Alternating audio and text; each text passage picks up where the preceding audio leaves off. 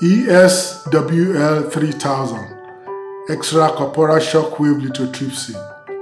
This is used in treating kidney stones.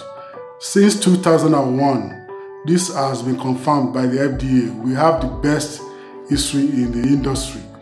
Our product, ESWL 3000, has been known to fragment kidney stones through, in the first instance, about 90% fragmentation.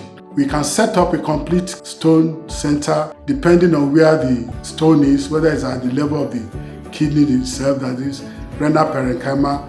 The stone could be in the ureter, the stone could be in the bladder.